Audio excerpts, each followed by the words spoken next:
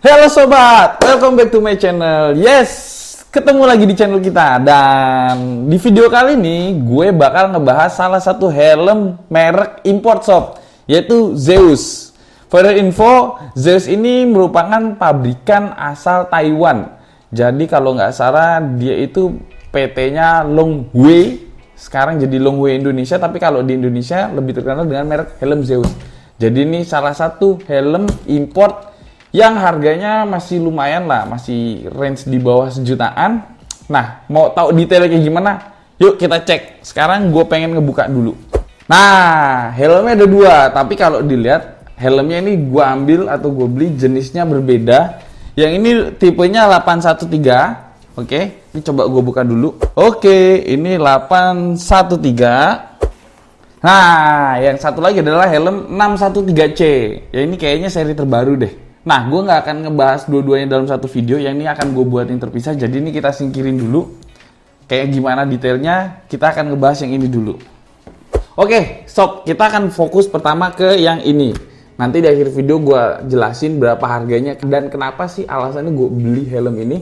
Yang pertama, setiap pembelian helm biasa kita bahas dulu, sob. Kita dapet tasnya kayak gini nih. Ini bagian innernya, ya kan, agak lembut. Terus ini tasnya kayak model serat kasar gitu lah, kayak tas-tas yang go green itu loh, yang kalau mak-mak belanja itu ya. Dapetnya ini, terus kardusnya tanpa styrofoam, kardus only. Terus ada helmnya, sama ada satu lagi manual book 813 full face. Oke, nah langsung aja kita bahas, sob. Yang pertama kita masuk ke desainnya, sob. Buat desainnya sendiri, si Zeus ini modelnya kalau dilihat dari samping, ya kan, dari belakang, samping lagi, dari depan, ini cenderung rounded, jadi kayak agak bulat-bulat gitu, dan dia nggak sharp atau edgy banget. Kalau helm KIT yang terbaru itu kan desainnya mengarah kayak sport ya. Kalau ini desainnya agak rounded dan agak kayak helm model touring. Padahal kalau di websitenya dia ini dibilang model racing. Tapi kenapa gue bilang ini model touring? Karena desainnya sih lebih nggak sharp banget gitu. Yang ya kalian bisa lihat lah kalau KIT itu kan serba edgy di mana-mana. Mungkin si Zeus itu punya pengklasifikasian sendiri ya terhadap helm. Kenapa dia sebut racing dan macam-macam, kita nggak akan bahas di situ. Helm ini kalau dilihat dari samping desainnya juga keren. Bisa dilihat, sob, spoiler belakangnya agak nyenit dikit. Dan ini ada lubangnya juga, ya kan. Kalau boleh dibilang, menurut gua ini helm lebih mirip desainnya ke arah kayak Nolan N60 deh. Kayak ke Nolan series. Kalau kayak itu kan lebih ke arah kayak Xiaomi sama NX Race gitu. Bahkan kayak KIT Falcon itu mengarah mirip-mirip kayak AGV K3 SV. Nah, kalau si dia ini mirip-mirip ke arah Nolan menurut gua. Dan yang gokil sih menurut gua, alasan kenapa gue beli, kalian bisa lihat sendiri coraknya ini Indonesia banget, bener gak? Kalau dilihat. Jadi gua nggak sengaja kemarin searching Instagram, terus muncul di feednya gua tuh. Begitu gue lihat, wih, ada helm warnanya hitam merah sama putih, cocok banget tuh sama motor touring baru kita, ya kan. Terus gua cek, wih, tulisannya Indonesia banget, bentar lagi Agustusan. Mungkin si Zeus ini atau si Zeus ini ngeluarin special edition helm full face warna seperti ini buat nyambut nanti 17 Agustusan. Karena tahu 17 Agustusan itu kan hari kemerdekaan Indonesia, ya nggak? Jadi desainnya kalau boleh dibilang ini rounded, terus cat sama finishingnya juga oke banget, sob, menurut gua. Dan di sini kayak ada lekukan-lekukan gitu nih kalau boleh dilihat. Overall good sih kalau menurut gua buat desainnya sendiri. Oke, sekarang kita masuk ke penilaian bagian kedua, yaitu outer shell. Si outer shellnya sendiri, kalau KIT kan kita kenal dengan ADT ya, Advanced Thermoplastic apalah gitu. Nah, kalau si Zeus ini bahannya adalah ABS. ABS itu apa? ABS itu acrylonitrile butadiene styren ya, jangan salah sebut. Acrylonitrile butadiene styren. Jadi ABS itu kayak bahan bulir plastik kecil, terus yang dipanasin untuk dibentuk jadi sebuah cangkang helm. Nah, kalau ADT punyanya KYT itu lebih ke trademarknya dia. Jadi sebenarnya prosesnya antara ADT sama ABS kalau gue baca-baca di website itu mirip-mirip lah. ABS-nya ini bukan ABS yang di motor ya. Kalau ABS yang di motor itu kan ABS buat perangkat rem. Kalau ini ABS bahan yang tadi gue bilang. Jangan sampai salah sebut intinya. Lalu buat cangkang bagian terluar ini oke banget sih, firm banget sob. Kalau dilihat finishingnya juga jempolan, catnya ini halus, rapi, bahkan sampai ke detail-detail. Nih bisa coba lu zoom sob. Nih, no, ya kan? Oh iya, walaupun dia bahannya ABS, gue baca di websitenya, si helm Zeus ini juga sudah disertifikasi EC, DOT, JIS, NBR, CNS, sama SNI. Jadi sertifikatnya ada EC, DOT, JIS, NBR, CNS, sama SNI. Nah, mau tahu itu apa aja? Monggo di googling sob. Gua bingung kalau jelasin ini satu-satu, nanti kepanjangan videonya. Sama satu lagi, gue baru ingat. Cangkang terluarnya ini hanya ada satu ukuran. Biasanya kan kalau KYT itu ada dua ukuran ya. Kayak KYT TT Course itu ada ukuran cangkang yang kecil, yaitu untuk ukuran M ke bawah, dan cangkang yang besar untuk ukuran L ke atas. Kalau si Zeus ini hanya ada satu ukuran. Ya wes, cangkangnya ini toh. Kalau lo mau ganti dari ukuran L, M, XL, dan seterusnya, itu yang diganti hanya innernya doang, si busanya, padnya doang. Jadi kemarin gue tanya sama mbaknya, untuk padnya itu per ukuran selisihnya kalau nggak salah kurang lebih 5 mm deh. 5 mm lah pokoknya. Jadi kalau kalian mau ganti ukuran M, L, XL itu ya yang diganti hanya inner padnya doang. Untuk ukuran luar hanya satu. Sekarang kita masuk ke bagian ketiga sob, yaitu apa? Berat dari helm ini. Karena itu impact banget kalau lo biasa pakai helm terus buat jalan jauh, gimana sih feelingnya? Kalau dari tulisannya ini tulisannya nih bisa dilihat. Beratnya kurang lebih 1630 gram atau 1,5 kilo lewat 130 gram plus kurang lebih 50 gram buat beratnya. Nah, sekarang kita tes. Sebenarnya beratnya sama nggak sih aktualnya sama originalnya? Ternyata beratnya itu kurang lebih 1591. Ya, kurang lebih ini beratnya 1600 gram sob. Ya, beda dikit lah sama petunjuknya. Buat ukuran helm touring dengan berat segini lumayan lah. Jadi gue saranin ketika kalian fitting helmnya itu harus bener-bener jangan sampai kelonggaran atau jangan sampai kesempitan. Yang pas menurut gue. Karena apa? Nanti begitu kalian kelonggaran, bebannya hanya ada di kepala bagian atas. Tapi kalau pas itu kan nanti bebannya disanggah sama pipi, terus bagian belakang, bagian atas gitu. Jadi ini helm buat ukuran helm touring agak lumayan berat dikit lah, 1600-an gram itu. Oke, next kita masuk ke visor.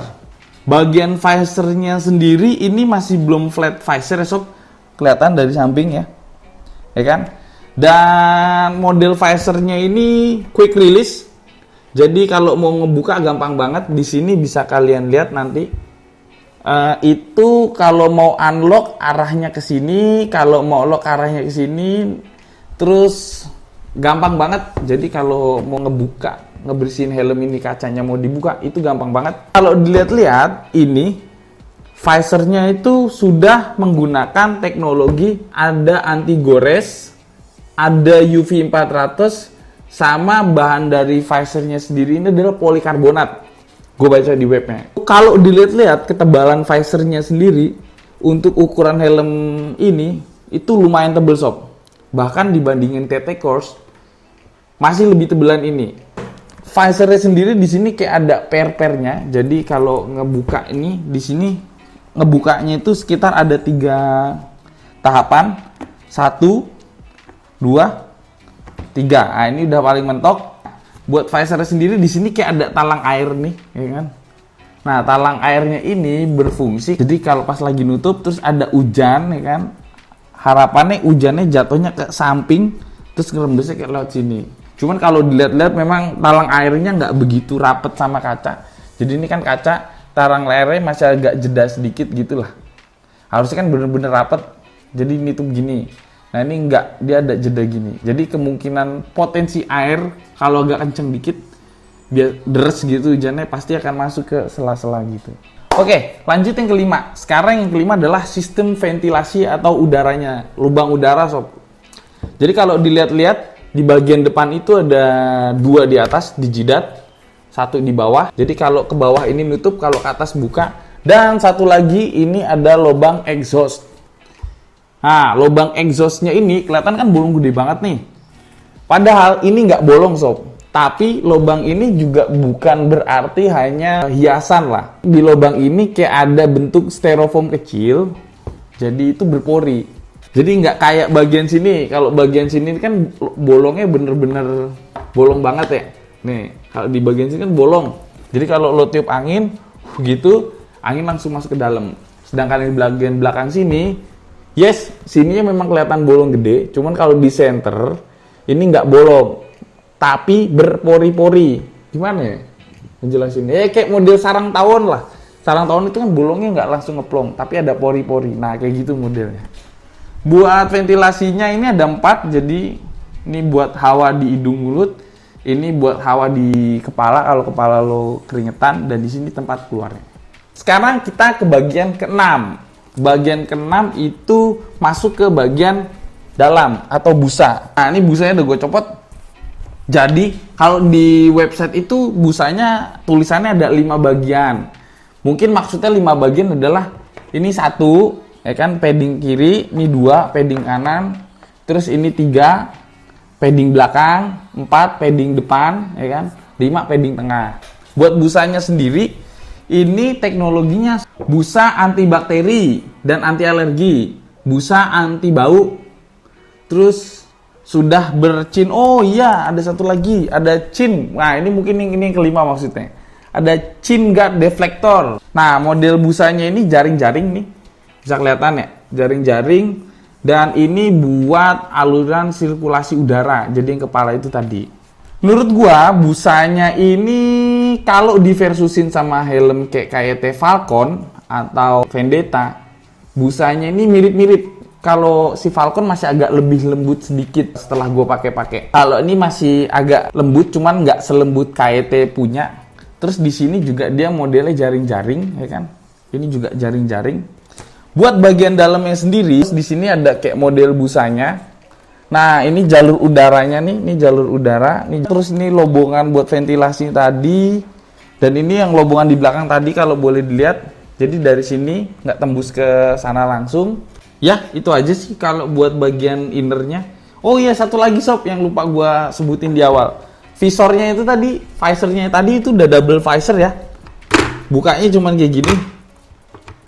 Lupa tadi gue di awal. Kalau tadi gue di awal kan hanya ngejelasin visor bagian luarnya doang. Nah, ini visornya udah double visor. Itu kenapa gue sebut helm touring. Jadi di sini kayak ada rongga gitu dia buat penempatan visor dalam. Oke, masuk ke bagian 7. Last but not least, si Zeus ini sudah menggunakan pengunci model microlock sob. Jadi tinggal dicetek gini doang.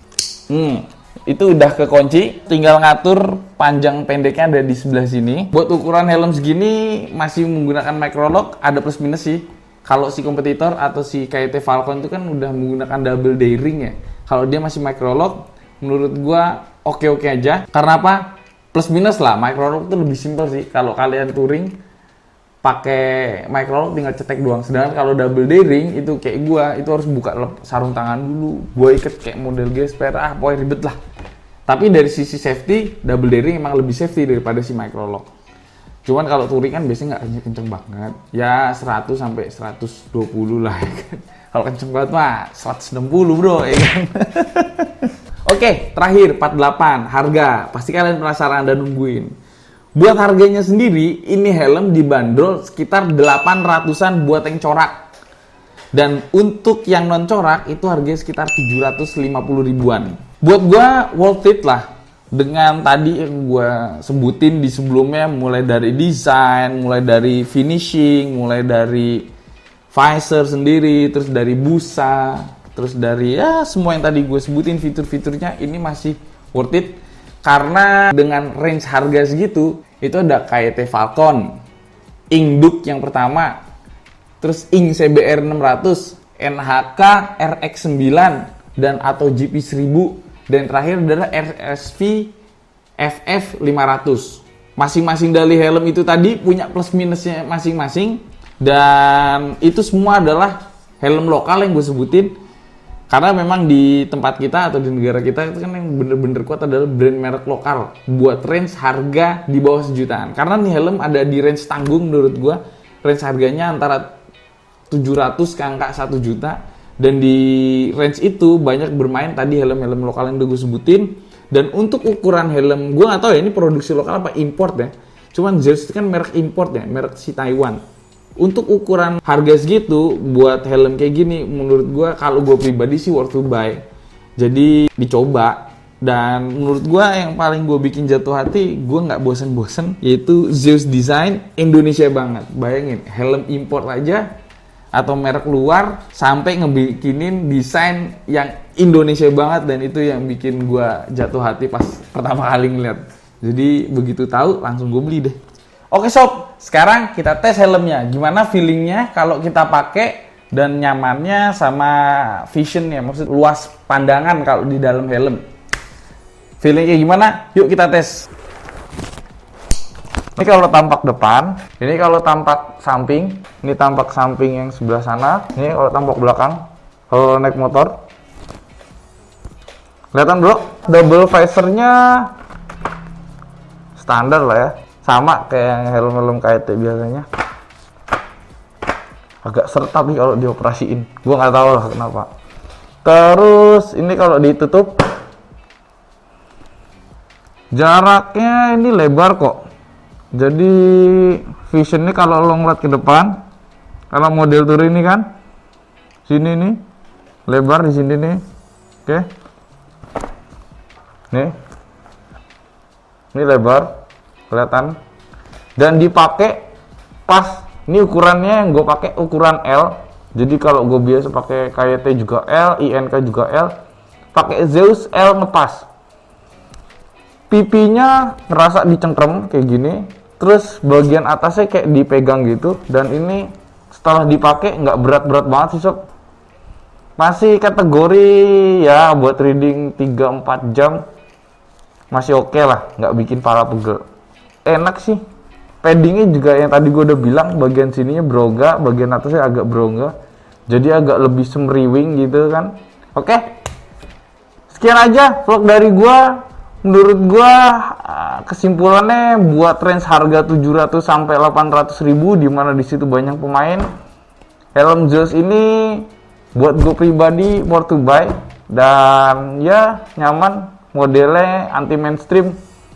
Kalau kebanyakan helm kan udah main di sharp atau lancip. Kalau NHK tuh gede banget, RSV juga lancip. Nah di sini dia agak lebih rounded. Dan kesimpulannya, lo harus coba sob, daripada lo penasaran, biar lo beli terus lo coba. Oke, thank you udah ngeliat video kami. Sampai jumpa di next vlog dan bye bye.